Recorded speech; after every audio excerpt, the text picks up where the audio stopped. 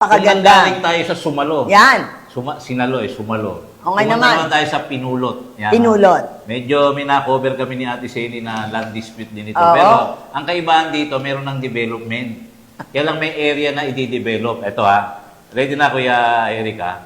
Yung tree cutting sa Pinulot Housing Project ay nauwi sa tensyon dyan sa Dinalupihan. Grabe, grabe. Naging tensyonado, ayan, panoorin mo yung video. Naging tensyonado ang isinagawang tree cutting activity sa isang government housing project sa Barangay Pinulot, Dinalupihan, Bataan. Nitong nagdaang Lunes ba? Martes. Martes. Matapos Martes. harangin ng ilang residente ang pagputol ng mga puno sa lugar. Makikita sa insidente ang ilang residente, yan, ilang residente na humarang sa mga manggagawang gumagamit ng chainsaw para putulin nga yung mga puno, habang ang iba ay niyakap. Paano mo puputulin yung puno dahil mayroong yumayakap? Yung babae, yung nagtatakbo. Niyayakap pa ang malalaking puno yan. upang pigilan ang pagpapatuloy ng operasyon. Ayon sa permit na nagkaroon din kami ng Oo, kopya. may kopya kami ng permit. Ayon sa permit na Legal yan, legal yung permit. na inilabas ng DNR, mayroong kabuang 128 puno ang nakatakda or yung pinayagang putulin upang bigyan daan. Hindi naman lahat, Upang bigyan daan, Ate Seni, yung Pagtatayo. construction ng 4-piece housing project ng DSUD, Department Yes, of oo. Housing and Urban Development. Urban Development, Human Settlement and Urban Development o Yes, DSUD. oo. Iginiit ng pamahalaang bayan ng Dinalupihan na dumaan sa tamang proseso ang proyektong ito bago ito ipinatupad ng private developer. Yes, yes. Yung sinasabi nilang si Mr. C. Oo. Gayunman, mariing tinututulan ito ng ilang residente na nagsasabing may issue daw or umano ng land grabbing sa lugar. Sa gitna ng operasyon, itong tree cutting na ito ay sinamahan ng DNR personnel, DSWD, MSWD, PNP, Provincial, or ating Philippine National Police, particularly yung Dinalupihan PNP, Public Safety Office, yung ating mga marshal, at ilang membro ng media. Kasama kami ni Ate Seni at saka yung anak ni Kuya Ruel Tarayo ng News 5. At ang tawag dito, kinalaunan, pagkatapos niyang napagod na rin sila, sister, naituloy din, kalaunan, nagpatuloy ang pagputol ng mga puno, alinsunod sa bilang na nakasaad sa permit ng DNR, matapos yung mapagod o umatras ang mga nagpo-protest ng mga residente. Ang dito, sister, yung mga ganyang usapin, very hostile di ba? Talagang Unang-una, Kuya Mike, yan. wala silang maipakitang taga-ari nilang lupa. Walang proof Walang proof Ayun. Ngayon, nagbabablog sila na laging ang masama, itong kabilang panig. Tapos ang hinahanap daw nila yung court order. Hindi kailangan ng court order dyan Dahil DNR po. Tree cutting permit lang yan dahil ongoing na yung project At saka hindi pa yon Oo. may lumilikod sa kanila, although itong grupong to, ay isang pamilya lang. Isang pamilya. May lumilikod na vlogger at umano'y abogado. Di ba? Pero paano nyo malalabanan yung Facebook na o kaya chat-chat, tawag-tawag? Kaya naman, magagalit na naman sa atin. Kaya gusto lang namin balansehin yung report. During that time, gusto sana namin mag-interview. Ang pinakamasama pa doon, Mga Kuya kapatid, Mike, yung isang nagchichange, nakita ko, parang pinalo siya ng malaking kahoy. Oo. Tapos merong may itak na mahaba. Tapos yung sa tingin, ni-report, sinabi ko nga sa dalawang pulis, yung dalawang yung may kargada yun. hindi pa yun, ha? Paano mo i-approach yun? Oo, dahil parang may baril sila, pero hindi namin sinasabi. Ang hindi ko gusto, ginagamit ng pamilyang ito ang mga bata.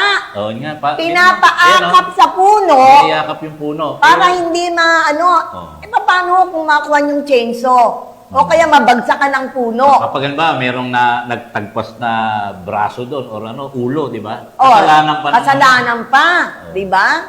Talagang nagmumura sila Hindi naman kung ano natin, sinasabi. hindi naman ipagpapatuloy yan, kaya kasama yung mga otoridad Lahat po kung well represented ng mga DNR, LGU, Multi-agency, police, various media, lahat na nandyan.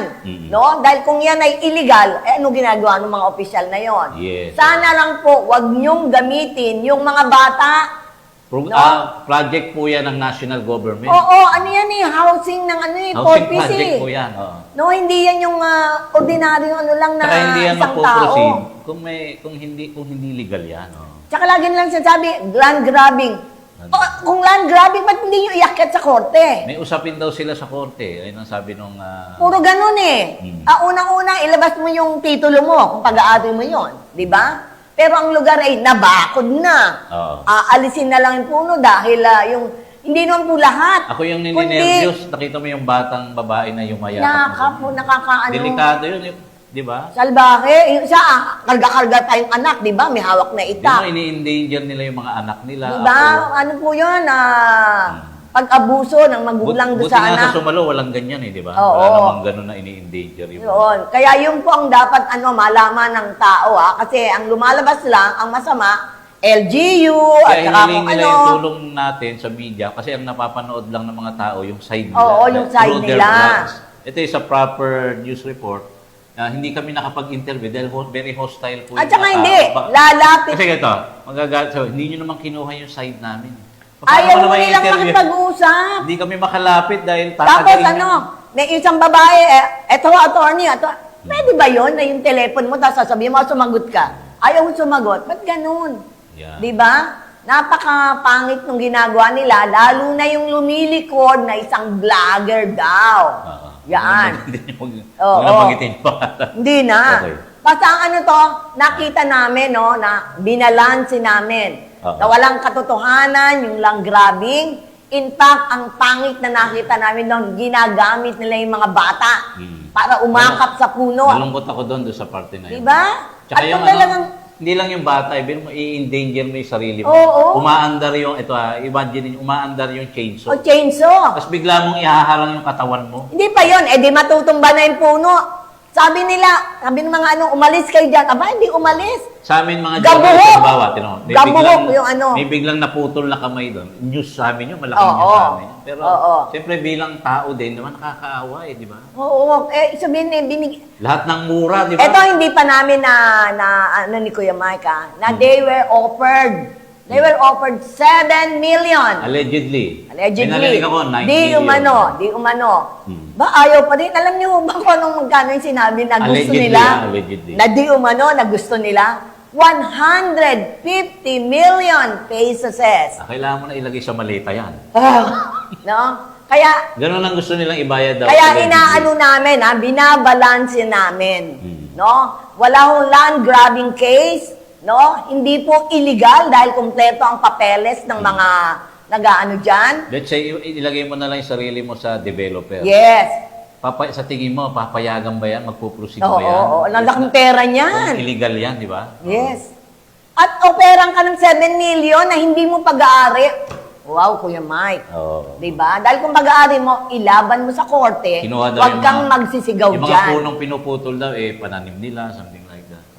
I doubt. So, dahil abangan po natin. Kaya yan, follow-up. malinaw na At tingnan natin, malinaw. bukas yung programa Ay, namin para sa panig hi nila. to Ma'am, Monique, yung sa Menro ng Dinalpihan. Okay, of course, si Sir Choi. Sir Choi Chavez, no, Development Officer ng Bayan ng Dinalpihan.